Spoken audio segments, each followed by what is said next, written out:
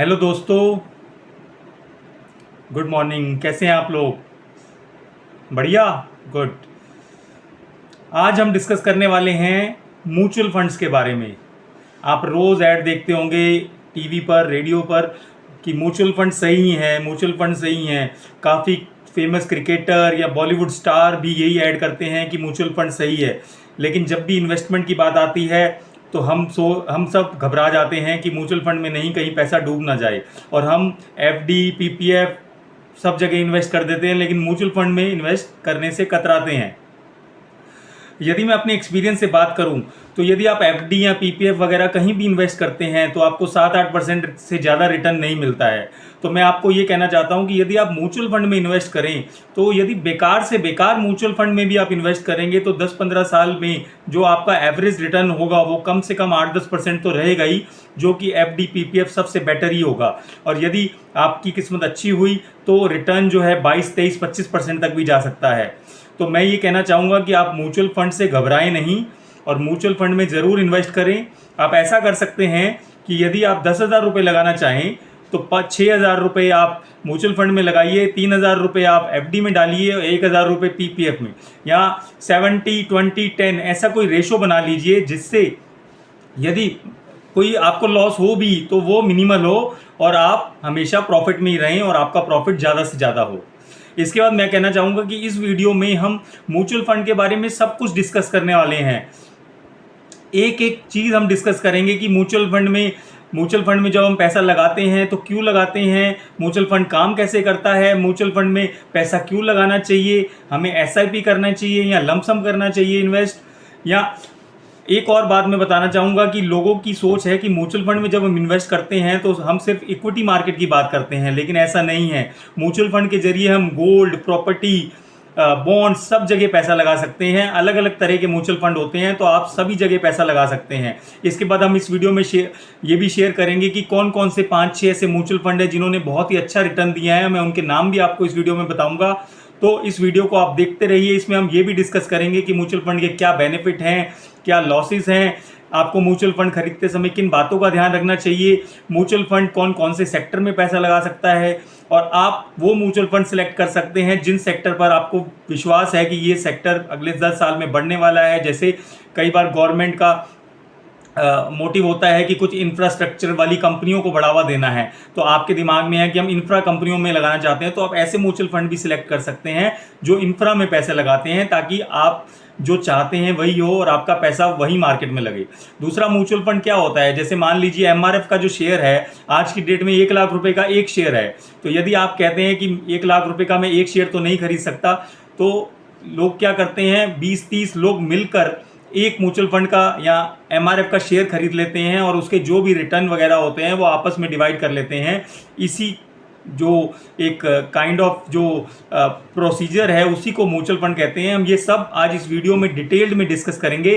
तो मैं ये रिक्वेस्ट करूंगा कि आप ये वीडियो पूरे ध्यान से देखिए और ये पूरा वीडियो देखिए, ताकि आपको म्यूचुअल फंड के बारे में जानने के लिए और कहीं ना जाना पड़े और आपकी सारे जो भी क्वेश्चन क्वेरीज हैं वो सारे इस वीडियो में रिजॉल्व हो जाएं। Objective of mutual fund. सबसे पहला ऑब्जेक्टिव जो म्यूचुअल फंड का हमारा होता है इन्वेस्टमेंट करने का, वो होता है वेल्थ क्रिएशन। दूसरा इनकम जनरेशन, जो कि ज़्यादातर सीनियर सिटीजन के लिए होता है कि उनको कंटिन्यूस डिविडेंड मिलता रहे और उनका मंथली खर्चा चलता रहे। और तीसरा होता है हमारा ऑब्जेक्टिव कि हमारे जो प्रिंसिपल है, कैपिटल है, वो प्रोटेक्ट रहे।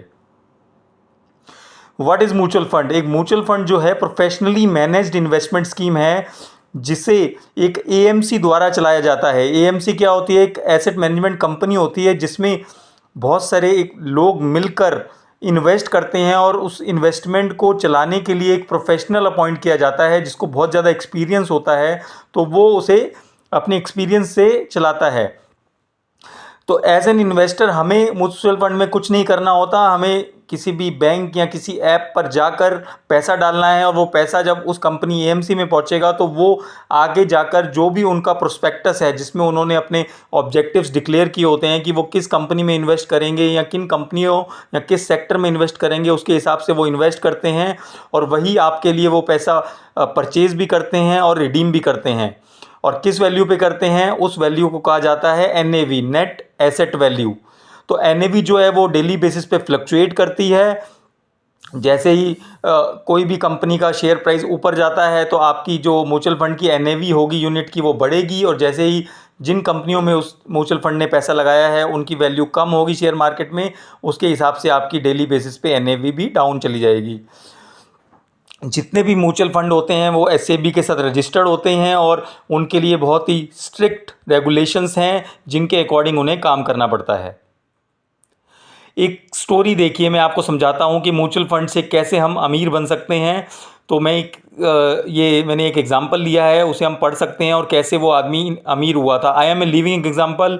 आई am 35 years now in a IIT job and with 11 years work experience and I am investing in a combination of mutual fund. मैं बहुत सारे म्यूचुअल फंड में पैसा लगाता था और कुछ शेयर्स में भी मैंने पैसा लगाया पिछले 10 सालों में। इसकी वजह से मुझे एक लग्जरी लाइफ जीने का मौका मिला और मैंने अपनी MBA जिसकी कॉस्ट 16 लाख थी वो भी कंप्लीट की। मैंने अपना होम लोन जो 27 लाख था वो पे कर दिया म्यूचुअल फंड और शेयर मार्केट इनकम से, और उसके साथ ही मैंने कुछ टैक्स बेनिफिट भी लिए। मैंने अभी रिसेंटली एक रेनॉल्ट डस्टर जो बहुत बढ़िया गाड़ी, लग्जरी गाड़ी है, वो ली 11 लाख रुपए की, और उसके बाद मैंने ये सभी जो फाइनेंस किया वो प्रॉफिट से किया। मैंने अपनी कैपिटल नहीं बेची, मैंने अपने प्रॉफिट से ये सब कुछ किया। यानी कि आप देख सकते हैं 16 लाख MBA कोर्स के लिए, 27 लाख का लोन यानी 43, और 11 लाख की गाड़ी यानी 54 लाख प्रॉफिट। उसके बाद मैंने और भी इन्वेस्ट किया और उस प्रोसेस में मुझे पेशेंस, डिसिप्लिन और एक डिलेड, मतलब मुझे वेट करना पड़ा थोड़े सालों के लिए कि मैं अभी जैसे ही मैंने जॉब पकड़ी उसी टाइम में ज़्यादा खर्चे ना करूं और थोड़ा वेट करूं। जैसे ही मेरे प्रॉफिट्स होंगे मैं उससे अपनी लाइफ को लग्जरी बनाऊंगा, ना कि अपनी कैपिटल इन्वेस्ट करके। तो इसके स्टेप्स क्या होंगे? All this has been achieved by investing personal savings, no contribution from parents और anyone else. I can't disclose current size of my corpus, but examples give a good flavor of how powerful a sound investing strategy can be. तो आप ऊपर जो मैंने profits बनाया उससे अंदाज़ा लगा सकते हैं कि मैंने कितना प्रॉफिट कमाया है। दूसरा, I got lot of questions from comments on my investment strategy, so I thought I would lay it out. मैं आपको अपनी स्ट्रेटजी बताने जा रहा हूँ, तो आप इसके हिसाब से काम कर सकते हैं या इसे थोड़ा बहुत अपने हिसाब से मॉडिफाई भी कर सकते हैं। आप एक इमरजेंसी फंड सेटअप कीजिए, 6 महीनों का एक्सपेंस का एक स्वीप इन FD में डाल दीजिए, ताकि आपको कोई भी इस पैसे की जरूरत पड़े, जैसे कई बार इमरजेंसी, मेडिकल इमरजेंसी हो सकती है, जॉब लॉस हो सकता है, तो उसके लिए आपको ये पैसा काम आए। एक टर्म इंश्योरेंस पॉलिसी ज़रूर बाय कीजिए, ताकि बाय चांस आपकी लाइफ या आपकी सेहत को कुछ हो तो एटलीस्ट आपकी जो डिपेंडेंट फैमिली है उनको कोई प्रॉब्लम ना हो। ये आप बहुत ही कम प्रीमियम में 10-15 हज़ार रुपये प्रीमियम जो साल का होता है उसमें ले सकते हैं, और 50 लाख से 1 करोड़ की आपको टर्म इंश्योरेंस पॉलिसी ईजिली मिल जाएगी। एक हेल्थ इंश्योरेंस पॉलिसी रखिए, ताकि बाय चांस, क्योंकि आजकल आप देख रहे हैं हॉस्पिटलाइजेशन बहुत हो रहे हैं, मेडिकल इमरजेंसी हो जाती है, तो आपका जो कॉर्पस है उस पर अफेक्ट ना पड़े। आप एक छोटी सी हेल्थ इंश्योरेंस पॉलिसी 2-4 लाख रुपए की लेकर जरूर रखें। इसके बाद इन 3 स्टेप्स के बाद जितना भी आपको पैसा बचता है वो आप सेव कर सकते हैं। उसका एक 70-30% एलोकेशन बना सकते हैं। 70% आप इक्विटी में डालिए और 30% बॉन्ड्स, फिक्स डिपॉजिट, PPF जो सेफ इन्वेस्टमेंट होती हैं उनमें डाल सकते हैं। और ये जो म्यूचुअल फंड में आप 70% पैसा लगाने वाले हैं वो भी आप 2 large cap fund, 2 mid cap fund, 2 multi cap fund, ये क्या होते हैं अलग अलग फंड, ये हम आगे वीडियो में डिस्कस करेंगे। तो आप इन फंड्स में अलग अलग प्रोपोर्शन में पैसा लगा सकते हैं। आप इन म्यूचुअल फंड में लमसम में पैसा मत डालिए, SIP में डालिए। हर महीने की SIP डाल दीजिए 5-7 साल की, और हर महीने 1000-2000 रुपये जैसा भी आप इन्वेस्ट करना चाहें इन सब फंड्स में जाने दीजिए, और आप देखेंगे आपको 10 से 15% या उससे भी ज़्यादा रिटर्न मिलेगा। एक एग्जाम्पल देखते हैं कि म्यूचुअल फंड होता क्या है। देखिए, let's say here is example to understand the concept of mutual fund unit. Mutual fund unit क्या होती है? Let's say there is a box of 12 toffees costing 80 rupees. एक 12 टॉफ़ी का बॉक्स है, पूरे बॉक्स की कॉस्ट 80 रुपये है। एक 4 दोस्त हैं, किसी भी दोस्त के पास 80 रुपये नहीं है, 4 दोस्त मिलकर 20-20 रुपये डालते हैं और वो 12 टॉफ़ी का बॉक्स खरीद लेते हैं। अब उस 12 टॉफ़ी के बॉक्स में चारों ने जो 20-20 रुपये डाले वो 3-3 टॉफ़ी ले सकते हैं। तो इसका मतलब हर फ्रेंड ने 3-3 यूनिट खरीद ली। तो इसी से आप समझ सकते हैं कि एक टॉफ़ी के बॉक्स जो 4 लोगों ने मिलकर खरीदा वो उसको आप एक शेयर से डिनोट कर सकते हैं, और जो 3-3 यूनिट उसमें से उन्होंने टॉफ़ी की ली वो 3 यूनिट्स हैं। How do you calculate the cost of 1 unit? Simply हम 80 रुपये को डिवाइड करेंगे 12 टॉफ़ी से और 1 यूनिट की कॉस्ट हमें आ जाएगी 6.67 रुपीज़। तो आप देख सकते हैं, और एक फ्रेंड के पास 3 यूनिट हैं तो टोटल कॉस्ट हो गई 20 रुपये। इससे क्या हुआ कि जो 80 रुपये की जो एक कॉस्ट की जो आइटम थी वो एक फ्रेंड नहीं खरीद सकता था, तो 4 लोगों ने मिलकर उसको खरीद लिया, और जो भी उसमें से प्रॉफिट लॉस होगा वो चारों मिलकर शेयर करेंगे अपने प्रोपोर्शन में। तो इसी तरह आप देख सकते हैं, जो मैंने MRF का एग्जाम्पल लिया, आज की डेट में 1 लाख रुपये का शेयर है और वो अच्छे रिटर्न देता है। पिछले आप 5-7 सालों में देखेंगे तो वो पैसा ट्रिपल या 4 गुना कर चुका है। तो आप देख सकते हैं उन 4 लोगों ने जिन्होंने वो 25,000 का शेयर MRF का खरीदा होगा 4 साल पहले, वो आज 1 लाख रुपए का हो चुका है। तो जो 6,000 रुपये की पर हर दोस्त ने इन्वेस्टमेंट की थी, उसकी आज कीमत 25,000 रुपये तक हो चुकी है। इसके बाद म्यूचुअल फंड कितने टाइप के होते हैं? एक ओपन एंडेड होता है, एक क्लोज एंडेड होता है। ओपन एंडेड होता है कि ये हमेशा, जब भी ये म्यूचुअल फंड ओपन होता है, ये हमेशा खुला रहता है, आप कभी भी किसी भी डेट में इन्वेस्ट कर सकते हैं। क्लोज म्यूचुअल फंड होते हैं जिनकी एक पर्टिकुलर डेट होती है कि 1 जुलाई को ये खुलेगा और 10 जुलाई को बंद हो जाएगा, तो इसी 10 दिन के अंदर आप उसमें पैसा लगा सकते हैं। कुछ कैटेगरी होती है एक्टिवली मैनेज्ड और पैसिवली। एक्टिवली मैनेज्ड होता है जिसमें जो म्यूचुअल फंड का जो फाइनेंशियल एडवाइज़र होता है वो कंटिन्यूसली बेस पे आपके म्यूचुअल फंड की इन्वेस्टमेंट को देखता है, और जो कंपनी नीचे लॉस में जा रही होती है उनकी इन्वेस्टमेंट को बेच देता है और प्रॉफिटेबल कंपनी में पैसा लगाता है। और पैसिवली मैनेज फंड वो होते हैं जिसमें एक बार पैसा लगा दिया जाता है, वो आगे कंपनी लॉस करे या प्रॉफिट, उन्हीं कंपनियों में वो पैसा इन्वेस्ट रहता है। Why it is called mutual fund? ये म्यूचुअल फंड हम इसको कहते क्यों हैं? तो देखिए, जैसा कि नेम से ही पता चलता है, ये म्यूचुअल यानी शेयर्ड फंड है जो बहुत सारे लोगों का पैसा इकट्ठा करता है फ्रॉम मल्टीपल इन्वेस्टर, और इन्वेस्ट करता है, कलेक्टेड कॉर्पस बना लेता है। और कहाँ इन्वेस्ट करता है? Shares of listed company, government bond, corporate bond, short term market money market instrument, other securities. तो इन सभी के कॉम्बिनेशन में इन्वेस्ट करता है। तो क्या करता है, मान लीजिए एक म्यूचुअल फंड के पास 1 लाख रुपया है, तो उसके प्रोस्पेक्टस में ये दिया होगा कि उस 1 लाख रुपये के फंड में 70% वो शेयर मार्केट में डालेगा, 20% वो प्रॉपर्टी रिलेटेड म्यूचुअल उसमें कंपनीज में डालेगा, और 10% वो PPF या गवर्नमेंट बैक्ड कंपनीज में डालेगा। क्या क्या एडवांटेज होती है और म्यूचुअल फंड में इन्वेस्ट करने की? सबसे पहला तो इसे प्रोफेशनल मैनेज करते हैं, तो आपको रोज़ अपने 2-3 घंटे इसमें वेस्ट करने की ज़रूरत नहीं है। आप एक SIP लगा दीजिए, हर महीने आपके अकाउंट से पैसा कट जाएगा और आपको कुछ देखने की ज़रूरत नहीं है। प्रोफेशनल जो लोग हैं, जो चार्टर्ड अकाउंटेंट हैं या जिनको भी फाइनेंस या म्यूचुअल फंड की नॉलेज है, वो इसको मैनेज करते हैं। रिस्क डाइवर्सिफिकेशन, मान लीजिए आप शेयर मार्केट में एक कंपनी में पैसा लगा देते हैं और वो कंपनी डूब जाती है, जैसे पीछे आपने कुछ कंपनियां देखी होंगी जो डूब गई। तो इसमें म्यूचुअल फंड में क्या होता है, रिस्क डाइवर्सिफाई होता है। आपका जो पैसा है वो एक कंपनी में नहीं लगता, एक सेक्टर में नहीं लगता, बहुत सारे सेक्टर, बहुत सारी कंपनी में लगता है। तो एक आध कंपनी डूब भी जाएगी तो आपका पैसा फिर भी सुरक्षित रहेगा। अफोर्डेबिलिटी एंड कन्वीनियंस, छोटे छोटे अमाउंट आजकल लोग देखते हैं 500-500 रुपये भी इन्वेस्ट करते हैं, तो उससे भी 10 साल में आपका बहुत बड़ा कॉर्पस बन जाता है।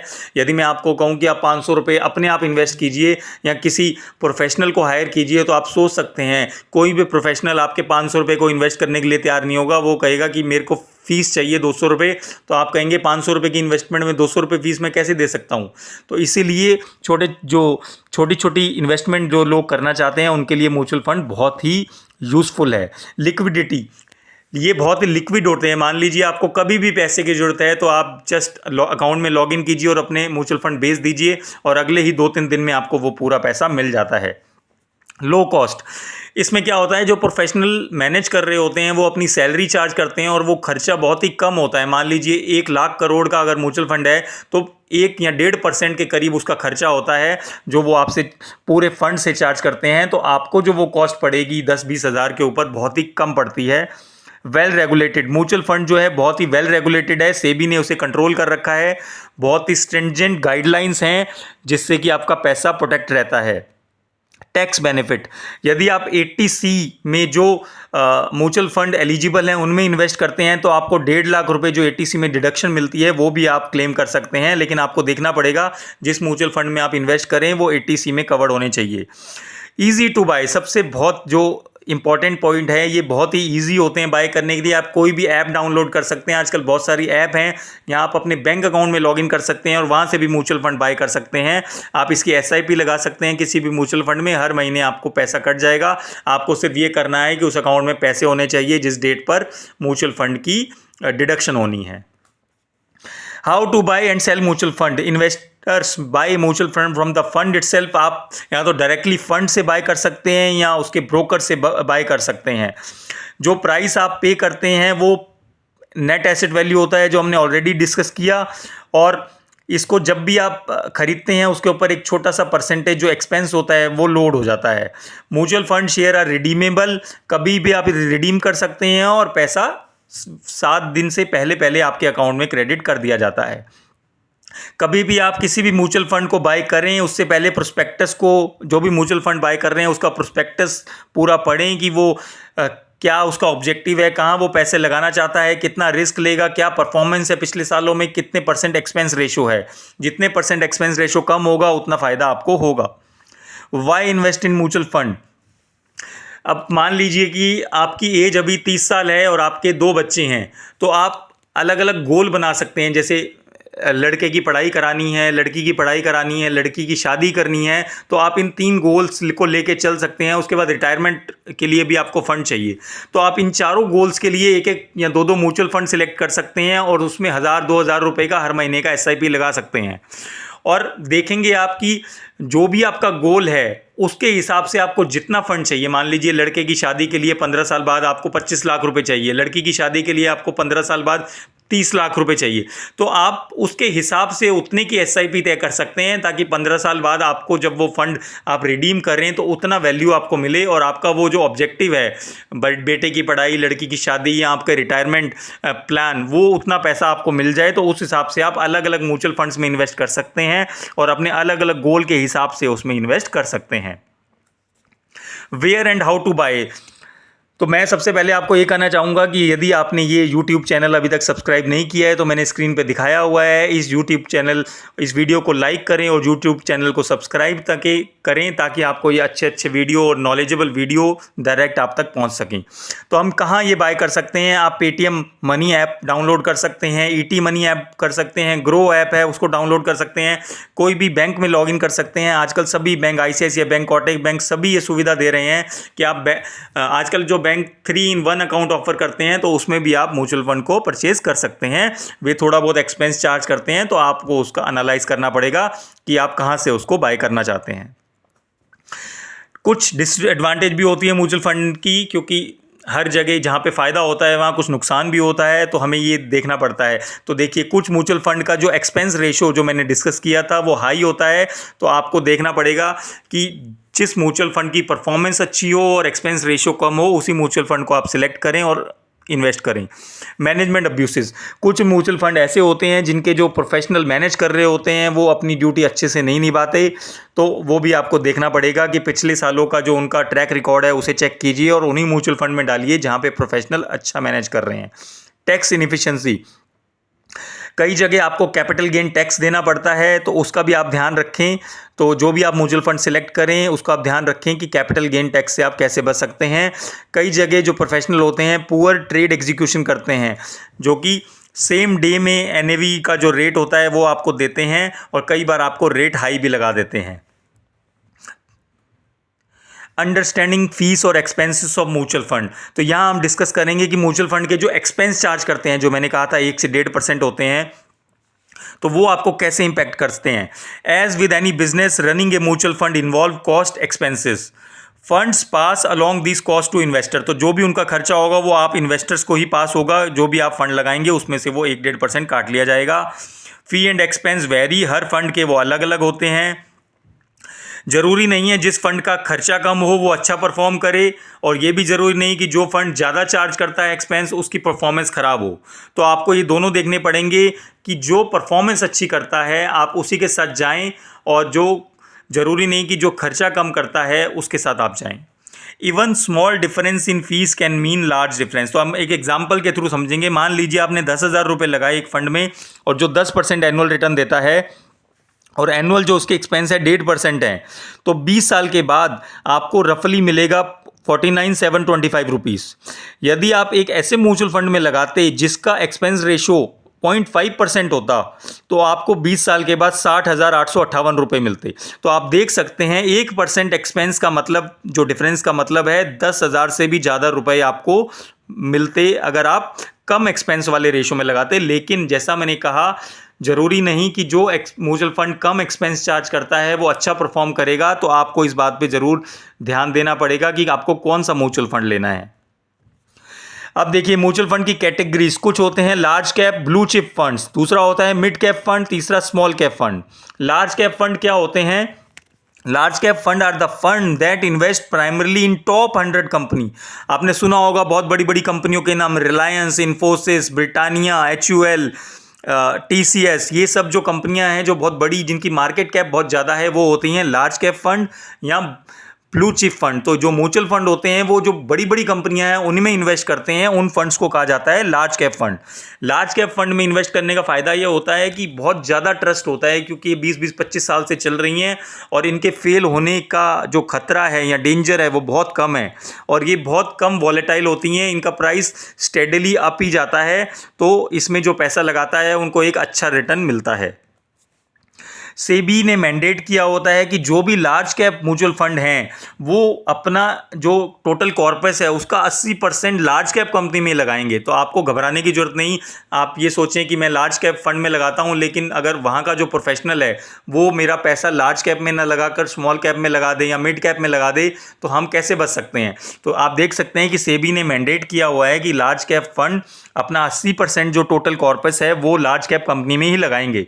उसके अलावा जो 20% है वो मिड कैप और स्मॉल कैप या गोल्ड या बोल्ड में लगा सकते हैं, लेकिन आपका 80% पैसा लार्ज कैप कंपनीज में ही लगेगा। लार्ज कैप कंपनीज को ही ब्लू चिप फंड और या ब्लू चिप कंपनी भी कहा जाता है। तो ये दोनों नाम इंटरचेंजेबली यूज़ किए जाते हैं। जो इन कंपनियों से बेनिफिट होता है वो, यदि आप 1 साल से पहले बेच देते हैं तो आपको 15% का इनकम टैक्स देना पड़ता है, और 1 साल के बाद बेचते हैं तो आपको लॉन्ग टर्म कैपिटल गेन पे 10% का टैक्स लगता है। लेकिन हर साल 1 लाख रुपए तक का पर पर्सन LTCG एग्जेम्प्ट होता है। जैसा कि आप देख सकते हैं 1 लाख से ऊपर का जो लॉन्ग टर्म कैपिटल गेन होगा उस पर 10% का टैक्सेशन लगेगा। शॉर्ट टर्म कैपिटल गेन पर कोई एग्जेम्पशन नहीं है, पूरे गेन पर 15% का टैक्स लगेगा। कुछ कंपनियों के नाम जो हम ऑलरेडी डिस्कस कर चुके हैं, TCS, HDFC bank, Infosys, ITC, HDFC, ये सभी जो हैं ब्लू चिप कंपनीज के नाम हैं। ये 5 लार्ज कैप फंड हैं जो आप देख सकते हैं जो बहुत ही अच्छा परफॉर्म कर चुके हैं 2023 में। देखिए पहला है Nippon India large cap fund, 15% से भी ज़्यादा रिटर्न दे चुका है पिछले 5 सालों में। SBI ब्लू चिप फंड 14% से ज़्यादा return per annum. ICICI prudential blue chip fund 14.3% per annum. Canara Robeco blue chip equity fund 16% around. HDFC top 100 fund 14% and above. तो आप देख सकते हैं ये 5 फंड्स ने एनुअली पिछले 5 साल में 15% से भी ज़्यादा रिटर्न दिया है, या 14% से ज़्यादा। यदि आप FD PPF में पैसा लगाते आपको 7-8% मिलता, और यहाँ कंटिन्यूसली आप 14-15% कमा रहे हैं। तो आप देख सकते हैं म्यूचुअल फंड में इन्वेस्ट करना कितना अच्छा है। मिड कैप म्यूचुअल फंड क्या होते हैं? मिड कैप म्यूचुअल फंड वो इक्विटी फंड होते हैं जो उन कंपनी में पैसा लगाती हैं जो बहुत बड़ी नहीं है लेकिन मिड साइज्ड हैं। जैसे the companies are some of the fastest growing companies in India and are at stage today. जो लार्ज कैप कंपनीज जो पिछले 10 साल पहले थी मिड कैप साइज पर, ये कंपनियां उसी साइज पर आज हैं। तो उम्मीद है कि ये कंपनियां अगले 10 सालों में लार्ज कैप बन जाएंगी। स्मॉल कैप म्यूचुअल फंड क्या होते हैं? वे कंपनियां जो बहुत ही छोटी होती हैं, ये टॉप 250 कंपनियों के बियॉन्ड होती हैं। मतलब आपने देखा कि जो टॉप 100 कंपनीज होती हैं उनको हम लार्ज कैप कहते हैं, जो 100 के बाद 150 कंपनी होती हैं उनको हम मिड कैप कहते हैं, और जो 250 के बाद होती हैं उन कंपनियों को हम स्मॉल कैप कहते हैं। ये बहुत ही स्मॉल कंपनी होती हैं, लेकिन कई बार कुछ कुछ कंपनियां बहुत ही हाई रिटर्न देती हैं। आपको कुछ पैसा स्मॉल कैप कंपनी में भी लगाना चाहिए, लेकिन आपको कुछ लॉसेस के लिए भी उनके लिए तैयार रहना पड़ता है। कभी कभी कुछ स्मॉल कैप कंपनियां लॉस भी दे सकती हैं। अब हम एक फंड को लेते हैं और उसकी हर एक डिटेल को बारीकी से एनालाइज करेंगे कि हम कैसे उसकी डिटेल जाने। तो देखिए मैंने Nippon India large cap fund direct plan लिया है, ग्रोथ वाला। उसका NAV आज की डेट में 68 रुपीज़ है। कैटेगरी लार्ज कैप फंड है। फंड साइज इसके पास 14,171 करोड़ रुपए हैं आज की डेट में, और इनका एक्सपेंस रेशियो जो है 0.94% है। तो ये 100 रुपये पे 1.94 उसका खर्चा हो जाता है। अब देखिए उसकी further detail. Large cap fund, the fund has 98.88% investment in domestic equity. तो पूरे फंड का 98.88% उन्होंने डोमेस्टिक इक्विटी में लगाया हुआ है, जिसमें से 71.77% लार्ज कैप में है, 11.58% मिड कैप में और 1.27 स्मॉल कैप स्टॉक में है। तो ये सारी इंफॉर्मेशन जब भी आप म्यूचुअल फंड में इन्वेस्ट करें जरूर देखें कि ये फंड पैसा जो है वो इन्वेस्ट कहाँ कहाँ करता है। तो आप देख सकते हैं कि इसके पूरे फंड का 71% या 72% लार्ज कैप में, 12% मिड कैप में और 1.5% या उससे कम स्मॉल कैप में लगा हुआ है। ये किसके लिए सुटेबल है? Investor who are looking to invest money for at least 3-4 years and looking for high returns. At the same time this investor should also be ready for possibility of moderate loss. तो कुछ losses भी कई बार हो सकते हैं, तो उनके लिए भी इन्वेस्टर्स को तैयार रहना चाहिए। तो हम देख सकते हैं 4 जुलाई 2022 को जिस भी इन्वेस्टर ने 10,000 रुपये लगाए थे, 4 जुलाई 2023 को उसकी वैल्यू 13,198 रुपये हो गई। यानी एक साल में 3,198 रुपये कमाए। रिटर्न कितना मिला? 32%। तो आप देख सकते हैं एक साल के अंदर 32% का रिटर्न मिल चुका है। और एफडी पीपीएफ में आपको कितना मिलता? 7%, 8%। तो आप देख सकते हैं म्यूचुअल फंड कितने बेनिफिशियल हो सकते हैं। इसके बाद देखिए निपॉन इंडिया, सेम फंड मैं लेकर चल रहा हूँ। इनकी मैंने रिटर्न दिखाया है आपको डिफरेंट पीरियड पे। एक हफ्ते के रिटर्न 2.77%, एक महीने की 5%, 3 महीने की 15%, 6 महीने में 14%, एक साल में 32%, 2 साल में 42%, और अगर एनुअलाइज की बात करूं तो 20%, 3 साल में 122%, अगर एनुअल की बात करूं तो 30%। तो आप देख सकते हैं कि 10 साल में इसने कंटिन्यूस हर साल 18% का रिटर्न दिया है। और जब से ये म्यूचुअल फंड बना है 15% से ज़्यादा रिटर्न है, जो आपको किसी भी एफडी पीपीएफ कहीं नहीं मिलेगा। तो आप देख सकते हैं कि म्यूचुअल फंड से हम कितना बेनिफिट कमा सकते हैं। इसके बाद देखिए निपॉन इंडिया, सेम फंड मैं कंटिन्यू कर रहा हूँ। इसकी हर एक डिटेल मैं आपके साथ शेयर कर रहा हूँ। एसआईपी रिटर्न, एक साल में यदि आपने हर साल 4 जुलाई 2022 से 1,000 रुपये की एसआईपी स्टार्ट की होती, तो आपकी एक साल में 12,000 की इन्वेस्टमेंट होती और उसकी वैल्यू हो जाती 13,758 रुपये। उसका एनुअलाइज रिटर्न 28% का होता। यदि 2 साल से आप एसआईपी लगा रहे होते तो 20% का एनुअलाइज रिटर्न है। 3 साल से यदि आप 1,000 रुपये की एसआईपी लगा रहे होते तो एनुअलाइज रिटर्न 23%। 5 साल से यदि आप लगा रहे होते तो 19% से ज़्यादा, और 10 साल से यदि आप एसआईपी 1,000 की लगाते तो आपकी टोटल इन्वेस्टमेंट होती 1,20,000 और आज की डेट में उसकी टोटल वैल्यू हो जाती 2,80,000। टोटल रिटर्न होता एक एब्सोल्यूट में 133%, और यदि हम एनुअल बेसिस पे बात करें 16%। तो आप कहीं भी पीपीएफ एफडी से कंपेयर करेंगे तो रिटर्न डबल से भी ज़्यादा है। आप देखिए नीचे निपॉन इंडिया का जो फंड है उसका इक्विटी में 99% पैसा लगा हुआ है और 1% दूसरी चीज़ों में लगा हुआ है। तो आप देख सकते हैं पूरी डिटेल इस फंड की। इसने 60 अलग अलग कंपनियों में पैसा लगाया हुआ है। तो आप देख सकते हैं कि यदि 60 में से 2-4 कंपनियां फेल भी हो जाएं या बंद भी हो जाएं तो आपका 55 या 50-55 कंपनियों में जो पैसा लगाया है वो सेफ रहेगा। तो आप देख सकते हैं कि म्यूचुअल फंड ज़्यादा रिस्की नहीं होते, सेफ होते हैं। यहाँ देखिए अब निपॉन जो ये फंड है इसने कौन कौन सी कंपनी में अपना ज़्यादा पैसा लगाया है। देखिए सबसे ज़्यादा पैसा इसने रिलायंस इंडस्ट्री में लगाया हुआ है, जो कि अंबानी फैमिली से बिलोंग करती है। कौन सा सेक्टर है रिलायंस का? Refinery and marketing. कितना पैसा लगाया हुआ है? 1,086 करोड़। ये वैल्यू मिलियन में दी हुई है, तो 1,086 करोड़ रुपए रिलायंस में लगा हुआ है। टोटल 7.67%, मतलब अपने 100% में से 8% के करीब उसने पैसा रिलायंस में लगाया हुआ है। दूसरा देखिए, दूसरा उसने पैसा लगाया आईसीआईसीआई बैंक में, प्राइवेट सेक्टर बैंक है। 901 करोड़ रुपए इस फंड में लगा हुआ है और 6% ऑफ टोटल कॉर्पस। एचडीएफसी जो कि हाउसिंग फाइनेंस कंपनी है, 792 करोड़ रुपए, 6% holding. HDFC bank private sector bank 680 crore, 5%। तो इस तरह आप देख सकते हैं कि आपके इस म्यूचुअल फंड ने किस किस कंपनी में कितना पैसा लगाया हुआ है और अपने कॉर्पस का कितना परसेंटेज इन कंपनी में लगाया हुआ है। तो मान लीजिए इनमें से कोई 1 या 2 कंपनी फेल भी हो जाए तो भी आपका 80 या 80% से ज़्यादा पैसा सुरक्षित रहेगा और वो आपको कमा कर ही देगा। तो उम्मीद करता हूं कि मैंने आपको जो म्यूचुअल फंड की जितनी भी बारीकी से हर एक डिटेल बताई है, आप उसको स्टडी करेंगे, उसको समझेंगे और अपना पैसा म्यूचुअल फंड में ज़रूर लगाएंगे। लेकिन साथ ही आप कई बार लॉसेस भी हो सकते हैं, उसके लिए भी तैयार रहेंगे। तो दोस्तों, आशा करता हूं कि आपको म्यूचुअल फंड पे ये जो मेरा बेसिक इन्फॉर्मेशन और जितनी भी डिटेल्ड इन्फॉर्मेशन मैंने दी है, ये वीडियो आपको पसंद आया होगा और आपकी नॉलेज आज बड़ी होगी। तो मैं रिक्वेस्ट करता हूं कि आप ये वीडियो और लोगों के साथ शेयर करें, ताकि सबकी हम नॉलेज बढ़ा सकें और सभी को कुछ ना कुछ फ़ायदा दिला सकें। इसके बाद मैं आपको वही 2 बातें कहना चाहूँगा जो मैं हमेशा कहता हूँ। अपनी हेल्थ पे ध्यान दें, रोज़ अपने लिए 1-2 घंटे निकालें, एक्सरसाइज करें, चाहे तो अपनी पूरी फैमिली को साथ ले जाएं सुबह सुबह पार्क, और एक्सरसाइज पे ध्यान दें। और दूसरा, कम से कम एक अच्छा काम जो आपके मन को भाए वो आप ज़रूर करें, ताकि इससे हमारे इंडिया में रहने का तरीका सुधरे, लोग सुधरें और हम इंडिया को एक अच्छा रहने वाला स्थान और अच्छा बना सकें। Thank you so much.